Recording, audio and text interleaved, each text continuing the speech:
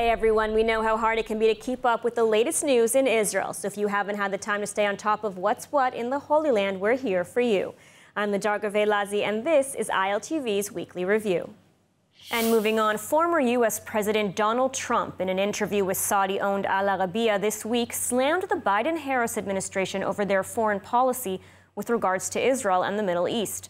The former president said he believes a lasting peace is possible for the region, but this will all depend on the outcome of the elections. More in the following report. Former U.S. President and Republican presidential candidate Donald Trump has pledged to achieve lasting peace in the Middle East if he wins the presidential race. He made these comments this week in an interview with the Saudi Al Arabiya news channel. I want to see the Middle East get back to peace, and real peace, but a peace that's going to be a lasting peace.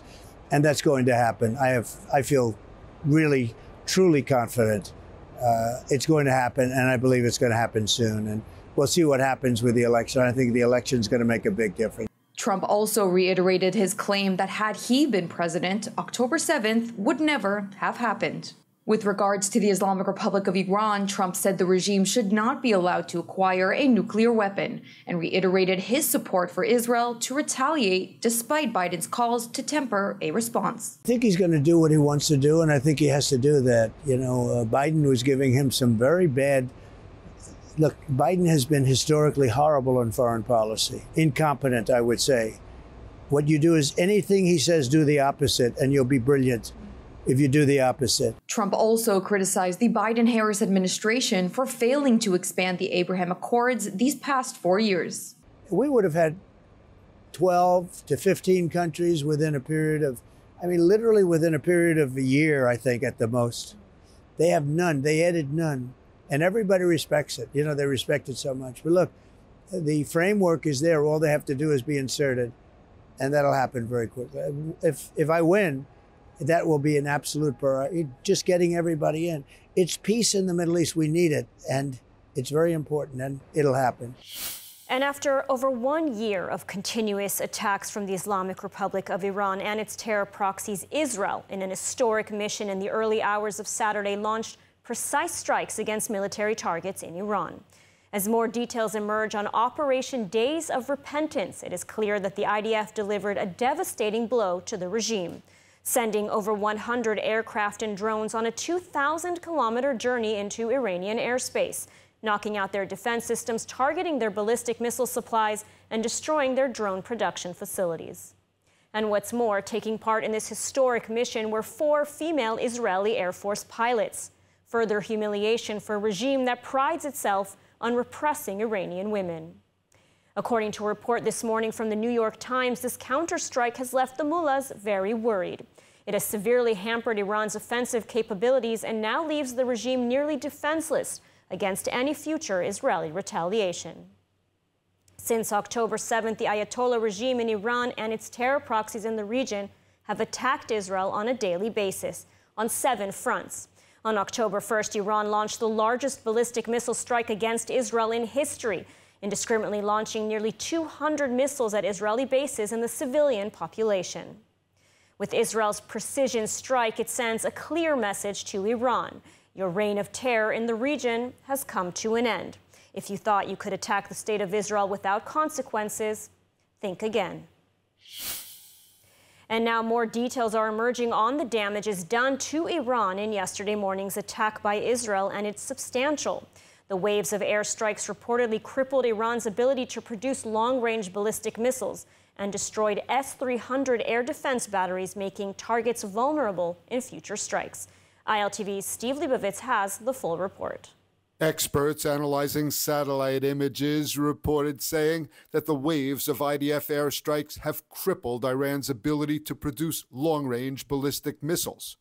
Crucial energy facilities are now also left open to future attack after Israel destroyed air defense batteries, including sophisticated Russian S-300s. The attacks caused deep alarm in Iran. The New York Times quotes unnamed Iranian officials saying the oil depots in 3 provinces are left deeply exposed. Iran's National Security Council held emergency consultations on how to respond. The New York Times reports that no decision has been reached, and its leader, Ali Khamenei, is expected to make public comments about Israeli strikes very soon. The strikes targeted reportedly include the secretive Parchin base near Tehran, which was used in the past for research and development of nuclear weapons, as well as a factory that manufactures drones. The strikes also reportedly disabled 3 Russian-made S-300 air defense systems at Tehran's Imam Khomeini International Airport and at the Malad missile base near the capital. The IDF released a video and photos showing F-15 and F-16 fighter jets heading out to carry the strikes in Iran. The images show some of the 4 female navigators in the Israeli Air Force squadrons who participated in the operation. The Israeli operation took the form of 3 waves of airstrikes that began overnight Friday and ended Saturday morning after receiving approval from the Security Cabinet. Explosions and fires were seen in Tehran throughout the night. There were fighter jets, including the cutting-edge F-35s. There were Adir stealth fighters and refueling planes in the operation, carried out in response to Iran's attack on Israel on October 1st, when it fired 200 ballistic missiles at the Jewish state.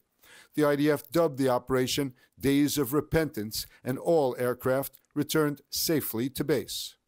We conducted targeted and precise strikes on military targets in Iran, thwarting immediate threats to the State of Israel. The Israel Defense Forces has fulfilled its mission. If the regime in Iran were to make the mistake of beginning a new round of escalation, we will be obligated to respond. Our message is clear. All those who threaten the State of Israel and seek to drag the region into wider escalation will pay a heavy price. And now ILTV's Maayan Hoffman is standing by near the U.S. Embassy in Jerusalem to update us on America's response to the Israeli strike. Maayan, what can you tell us? Thank you, Lidar. With fewer than 10 days left until the U.S. election, Israel's retaliatory strike against Iran is one that either presidential hopeful should be comfortable with. Israel chose to avoid attacking Iran's nuclear facilities and stayed away from its energy infrastructure at the request of Washington. That's despite the fact that U.S. President Donald Trump, the leading presidential candidate on the Republican side, had said that he was in favor of more assertive action. However, the Biden administration had warned that such an attack could lead to a greater regional escalation. The attack, therefore, is reflective of what the polls show, that the election a week from Tuesday could go either way. Thank you, Maayan, and let's take a look at the story you've prepared. Following the Israeli strike on Iran, a senior administration official briefed reporters saying the president and his national security team worked closely with the Israelis over recent weeks, encouraging a targeted, proportional response with minimized civilian impact, which is exactly what took place. The official added that the U.S. hopes this will end direct hostilities. However, should Iran retaliate, the U.S. is ready to defend against any escalation. ILTV saw a copy of that briefing. Israel's strike highlighted close U.S.-Israel coordination. Israel informed the U.S. in advance, showcasing an alignment between Jerusalem and the Biden administration, despite any perceived recent strains.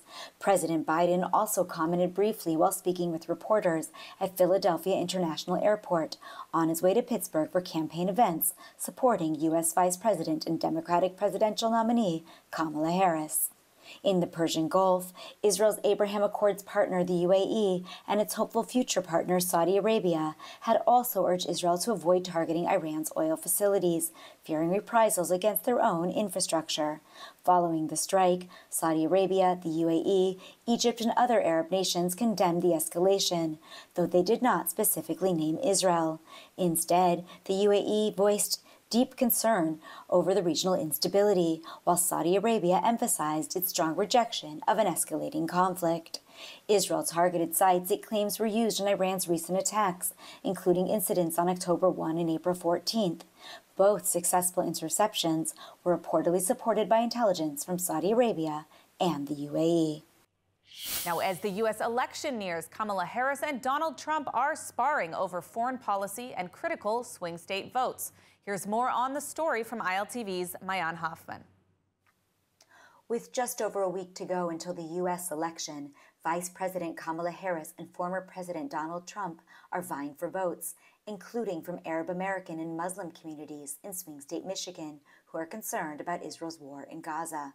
Trump and Israeli Prime Minister Benjamin Netanyahu have reportedly spoken multiple times recently as Israel wages a regional war and launched a retaliatory strike against Iran over the weekend. These conversations come amid what appear to be cooling relations between Washington and Jerusalem. However, when asked Sunday if she felt Trump and Netanyahu's talks could undermine the administration's Middle East efforts, Harris said no. I do believe that it is critically important that we, as the United States of America, be an active participant in encouraging, one, that this war ends, that we get the hostages out, but also that there is a real commitment among nations to a two-state solution in the day after, and we have to fulfill that responsibility. Polls show a tight race, with both candidates trading barbs. However, Harris faced backlash last week after labeling Trump a fascist. New York City Mayor Eric Adams, himself a Democrat, criticized the comment. "I don't think it's appropriate to compare a former president to Hitler," he said on Sunday. On Friday, a 94-year-old Holocaust survivor appeared in a Trump campaign video. "I know more about Hitler than Kamala will ever know in 1,000 lifetimes.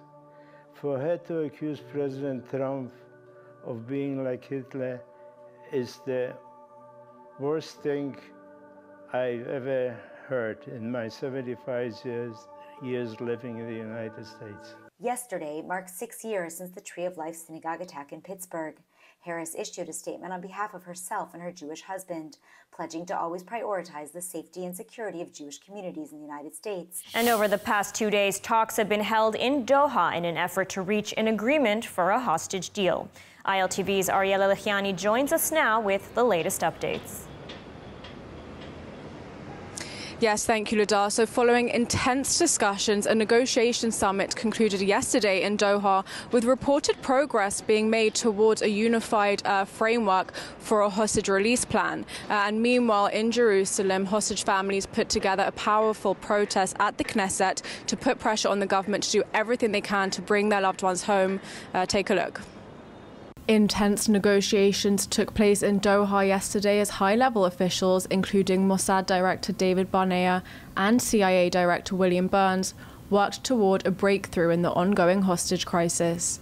The talks, hosted by Qatari Prime Minister Sheikh Mohammed Al Thani, reportedly made progress towards a unified framework for a hostage release. Egypt's President Abdel Fattah el-Sisi has also proposed a 48-hour ceasefire to secure the release of 4 hostages in exchange for Palestinian prisoners. But Hamas insists on further guarantees, including a comprehensive ceasefire and a full Israeli withdrawal from Gaza. Officials claim they aim to convene a follow-up summit with top intelligence leaders, including Egypt's new intelligence chief Hassan Rashad, and potentially engaging Hamas directly. Meanwhile, in Jerusalem, frustration and anguish boiled over as families of hostages staged a symbolic protest at the Knesset. A group of women dressed as 20-year-old Naama Levy, who was abducted by Hamas on October 7th, moved silently around committee members, mirroring the conditions seen in a video of Levy shortly after her capture. "It could have been your daughter. It could have been your sister. It could have been you."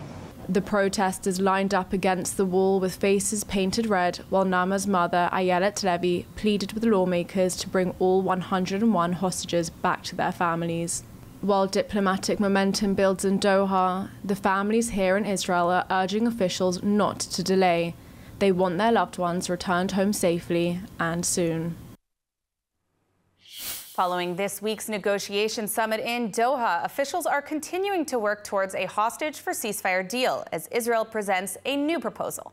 ILTV's Ariela Lechiani has more. Yes, thank you, Emily. So hostage negotiations appear to have reached a new point as Israel has presented a new proposal entailing a month-long ceasefire in exchange for the release of 11 to 14 Israeli hostages. However, unfortunately and unsurprisingly, Hamas is remaining very rigid in their stance. Take a look. Negotiations to secure a ceasefire and release hostages held by Hamas have reached a critical juncture. A new proposal from Israel, reportedly presented by Mossad chief David Barnea in Qatar, would see a month-long ceasefire in exchange for the release of 11 to 14 hostages, prioritizing women and the elderly. Qatar and Egypt, with backing from the US, are actively mediating.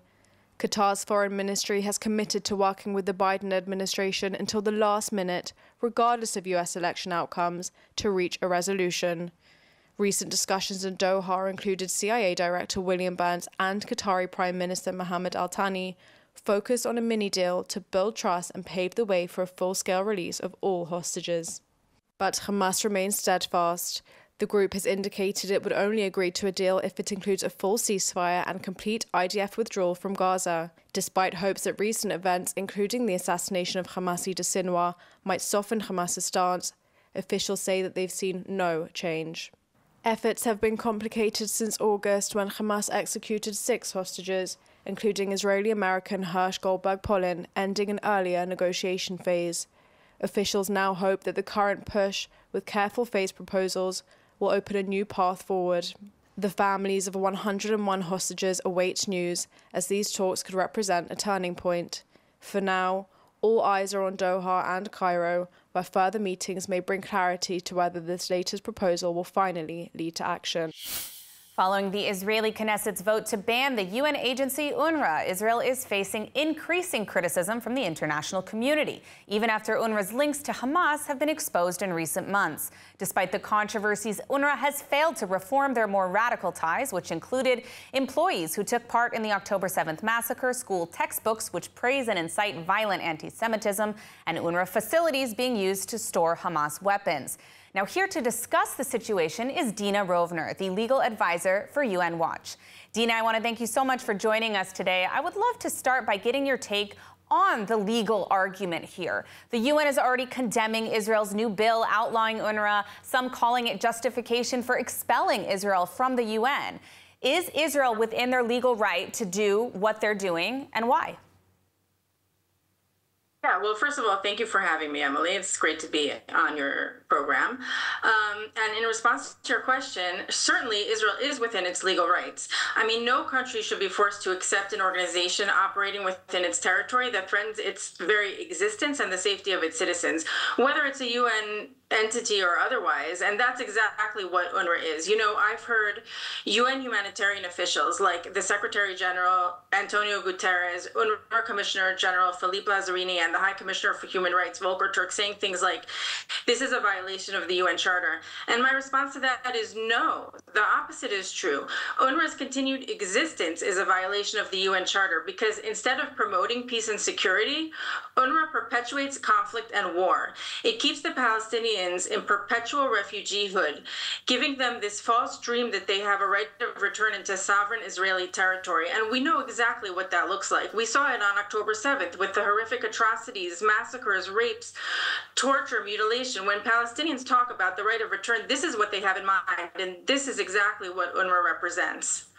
Now, we are running out of time. I know we don't have enough time to hear all of the good information that you have, but I know that UN Watch has actually exposed a lot of UNRWA's corruption in Gaza. What can you tell us about why this organization really needs to be shut down?